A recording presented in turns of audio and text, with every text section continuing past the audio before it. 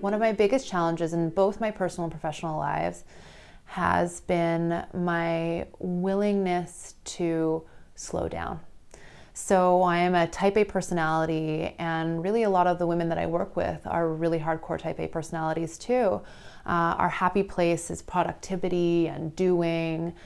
The issue is that there's often a cost to this in the long term. If we don't learn to take sort of active pauses, as I call it, we start to continually exist in a state of fight or flight.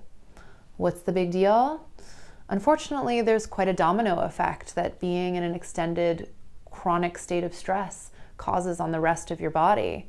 Our hormonal systems start to go on the fritz, our digestive system starts to go on the fritz, and then we start to lose our ability to absorb nutrients properly. We're not able to manufacture hormones properly, and we get into a deep level of exhaustion that is called burnout or adrenal fatigue. Once you hit adrenal fatigue, it's actually quite hard to come back from it, because it's sort of like the gas tank being on empty. And when you've diminished levels of adrenal hormones or other hormones in your body, to put them back takes basically a fairly significant transformation of the way that you do things. In my 20s, I had reached burnout.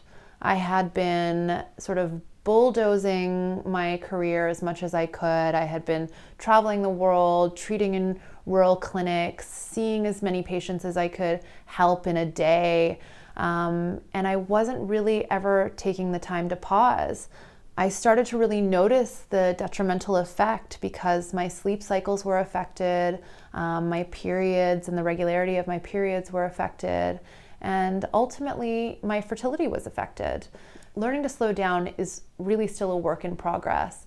I'm having to consistently integrate mindfulness techniques on a daily basis and remind myself and my patients that this is really integral to achieving a greater state of health and balance. When I was a teenager suffering from hormonal issues, I saw a naturopathic doctor, and the naturopathic doctor told me that she thought it was my stress levels.